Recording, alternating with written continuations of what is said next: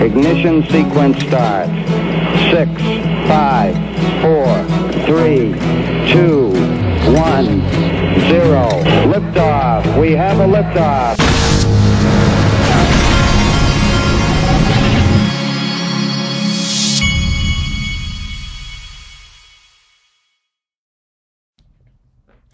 Hey everybody, this is the digital asset investor, and my son, my 10-year-old, just came in here, and he's dying to have this Chipper Jones card and baseball card, and I said, okay, you go clean my car out, and you can, and I'll buy it. So he goes out there, he gets all the trash out of it, and he earned himself not like a really expensive Chipper Jones card, because some of them are, but anyway, that's what it's all about, right? Okay, life's all about incentives, folks. Zero Hedge Gold, 1915. I don't know what the 1915 is a reference to. This is one of their premium articles. I could not go in to see it, but it says, what's behind the soaring gold price? China quietly buys 100 tons of gold in days. Folks, you know the drill. That's one of the reasons Glint is one of my sponsors. Link in the top of the description. You can open a Glint account and you can buy gold. You can buy gold in your Glint account, get a debit MasterCard, and spend your gold if you want to, or you can just keep it in your account. Also, housekeeping, link to has decreased, I think, through the weekend. You can invest as little as $5,000 into their equity. They too are one of my sponsors, and their link is also in the top of the description. You can click on either one and you can tell them DAI sent you. Now, check this out. We've got more terminology we're learning here about these charts from eGrag Crypto. XRP, the crazy fractile, final formation before the blast. So far, the XRP price behavior is following the crazy fractile. As if it was a pre-designed chart, the current formation is the latest formation before the blast. I'm still having 90% conviction in this crazy fractile. Well, if crazy means a higher price, I'm in. I like crazy fractals. Now, we have had some pretty crazy price action over the last 24 hours. We've got an XRP that's up today 4.8%. It's up the last 7 days 13%. If you go and look at it, it got as high as 40 cents, I believe, last night. Pretty good, pretty exciting stuff. Every penny counts, and I like it. So, next. We had Stuart Alderati. He did one of those 1-minute videos for Ripple. Check it out. Asking a lawyer to... For those of you that don't know, Stuart Alderati is Ripple's general counsel, in-house counsel. Asking a lawyer to answer anything in a minute is hard. It usually takes 30 seconds just to say on the one hand and 30 seconds to say on the other hand, but let's give it a shot. Hi, this is Stu Alderati, and this is Crypto in a Minute. So crypto regulation is healthy because... well, actually, first, there's a misconception that actors in the crypto space do not want regulation. And I think responsible actors in the crypto space actually do want regulation. And the reason they want regulation, it's good for their business, it's good for their customers, it's good for the markets. And the way you get there is through clear regulation. Clear regulation consistently applied leads to predictable outcomes, and predictable outcomes are good for everybody. If you don't know what the law requires, you can't comply with the law. And the law inconsistently applied leads to unpredictable outcomes, which at the end of the day is not going to be good for anybody. So I think that's the definition of healthy regulation.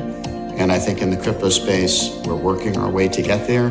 Some markets get it right, some markets get it wrong. And I got 1 second left. There you go. Good job.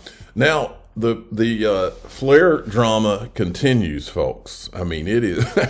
At this point, I've kind of given my opinion. I'm just gonna sit back and watch. And look, and here's my opinion. My opinion is that they shouldn't have changed the way they were going to distribute. You tell people one thing and you do it, and you follow up like that. And then, what is my other opinion on this thing? I kind of expected the price to tank no matter what they did out of the gate. And so I've been accumulating. I wish those guys at Flare all the best. I want the project to do well. I think it will do well. And I'm accumulating it myself. I've been wrapping and delegating it using the Bifrost app.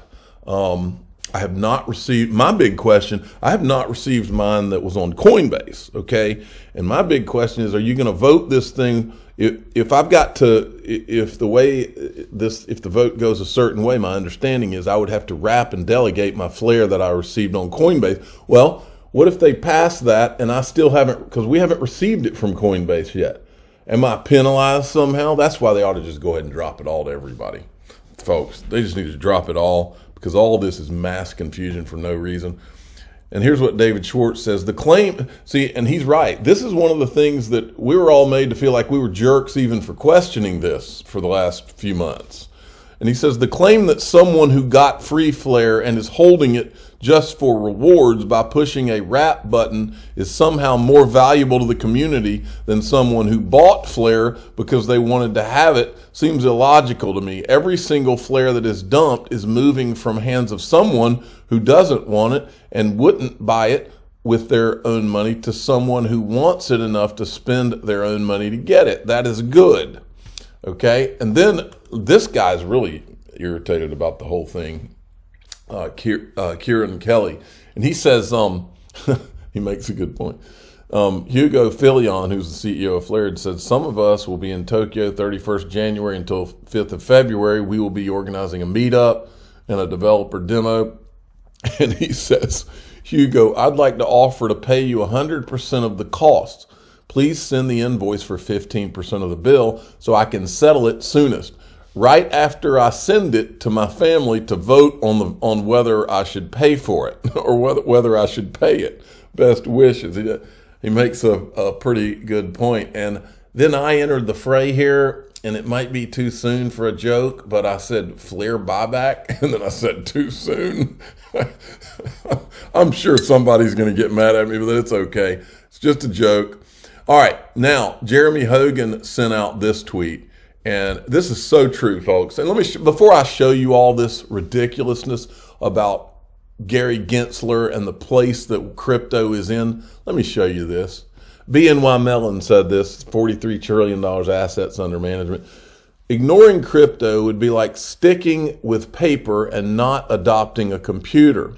We got one guy, Gary Gensler, and then we had Jay Clayton before him working with Bill Hinman. We got these three guys who, in my opinion, are compromised. They've got all kinds of ties to people who would, like incumbents, who would want you to slow this down. And they're holding up the entire United States crypto industry for what? So that we can be like paper while China's like the computer? I mean, it's ridiculous. Now, Jeremy Hogan's making a great point here. This is a former SEC enforcement person right here, and she's puzzled as to why SEC would know about Gemini and the EARN program but not go after them until the FTX collapse, which caused the EARN collapse. Okay, here she is, and here's Andrew Ross Sorkin, who's part of the problem because he doesn't ask tough questions to any of these people who are holding up the industry here in the United States. Why was this something that you think just happened now and not earlier? Because this was a public event, meaning people knew that this product EARN existed, it was advertised, and it's taken quite some time for this to happen. Right. That is an interesting question. The SEC has known about this product for a long time. We understand, based on a tweet today from, or late last night, from Tyler Winklevoss of Gemini, we know that Gemini had been under investigation for this product for quite some time, more than a year, and yet the SEC allowed this to continue for that period of time. They were in talks with Gemini, and then the crash happened in November. Because of FTX. Don't forget, the crash happened. All the while, Gary Gensler's meeting with FTX, having planning sessions, regulatory planning sessions. Well, if I can get this to go. I was no longer paying any funds to customers, and 2 more months went by. So it seems to me that the bigger issue, the thing that triggered this, was the answer that Gemini filed in a separate case, in a class action. All right, we won't get in the weeds there, but then I want to show you this. So these people also know what's going on. And as you listen to this, remember this. Gary Gensler was having planning sessions with FTX. His public calendar is missing the months of August through December. So his planning sessions could have been much more than what we know. But even if we do have those, even if we do get those calendars, we can't be certain that Gary Gensler's not going to scrub the truth from those calendars the way he did when he scrubbed the meeting with George Soros, the woman whose last name starts with a C, whose husband used to be president, whose name we don't say on this channel, and Looney Tune, One Flew Over the Cuckoo's Nest, Nancy Pelosi. He scrubbed the meeting from his public calendar so that we couldn't see it, and someone through a Freedom of Information Act request found it. So that all of that against the backdrop of this, listen to this. If I can get it. Because obviously a lot of this is in the wake of the FTX collapse. Then under the paradigm that you're describing, what should have happened, or was there no way of preventing that institution from collapsing? You know, what then should it have been the SEC, and what is it that they should have been doing, and at what point? Or if we're going to say, no, this was a simple case of theft, there was no way to regulate it ahead of time, or should somebody have been more proactive on the FTT token? I'd be curious your thoughts. Yeah, absolutely. Let me be brief because I'll be interested in Steve's thoughts here too. I think the SEC is the real standout in the crypto regulatory response. It could have done more. It should have done more. I think FTT should have been a really terrific test case for what's called the Howey test in terms of determining whether something that is new constitutes a security. But instead, Gary has spent 2 years going after Brad Garlinghouse, Chris Larson, and Ripple, where there's no accusation of fraud. At some point, you have to ask who the real frauds are, folks. I mean, where are the real frauds here? And then you've got this. This guy is he's in the House in Congress. He's talking about all the losses from FTX collapse. And he's asking people to email this if you've been victimized to the DOJ.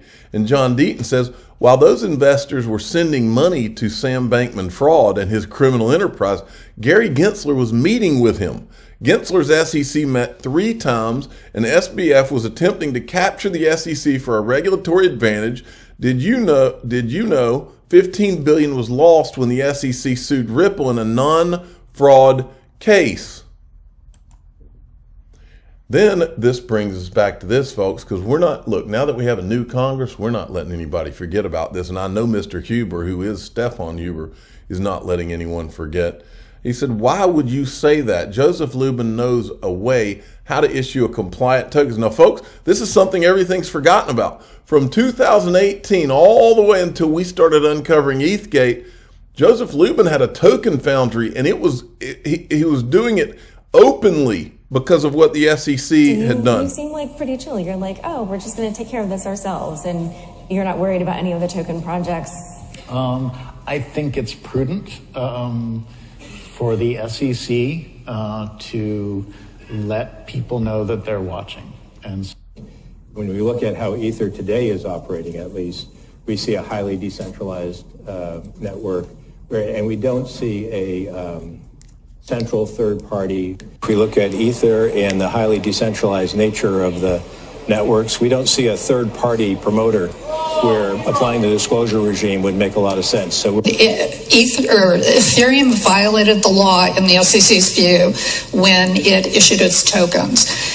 He said that in the speech, even though like consensus says, oh, no, that's not what he said. That's what he said. He said, but then he said, look, the securities law is really, it doesn't add anything now because Ether is decentralized. Again, seems that they are saying that Ether used to be a security and now it's not a security anymore.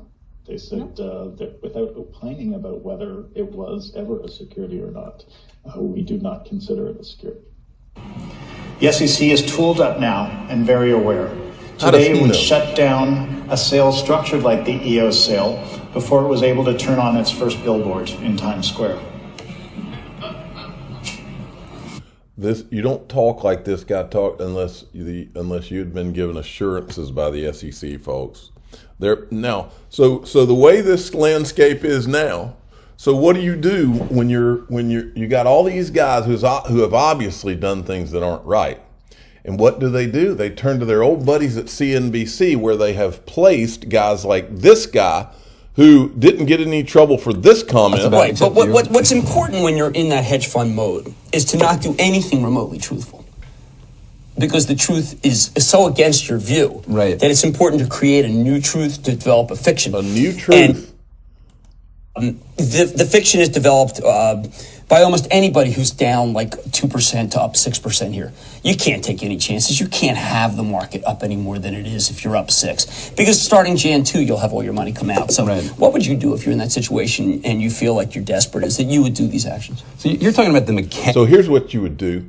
If you wanted to control all of the markets, what you would do is you'd put a guy like that at CNBC, and then anytime you wanted him to move the markets in a certain direction, you would get him to go on CNBC, and you'd get him to say things like this, where he tweets, "Good chance, again, to get out of crypto and scale out of Chinese stocks, as neither can be trusted." Okay? So, I mean, this isn't that hard to figure out, folks. It's not that hard at all. I'm the digital asset investor. I'm not an investment advisor. This is for entertainment purposes only. Please subscribe, hit the like button, and tell your friends and family that we need to get the cancer out of our media, the financial, not just financial, but all over. We need to get the cancer out of the media. These people are bad guys. They're liars. You name it. We need to get them out of the media. We need to get them out of our regulatory positions, because they are not looking out for the people at the SEC right now. They are the last people they're looking out for is investors that they claim to want to protect. They're protecting somebody, but it's not we investors. And I can give you 15 billion reasons why they haven't protected XRP holders. That's just all on the front end. Thanks.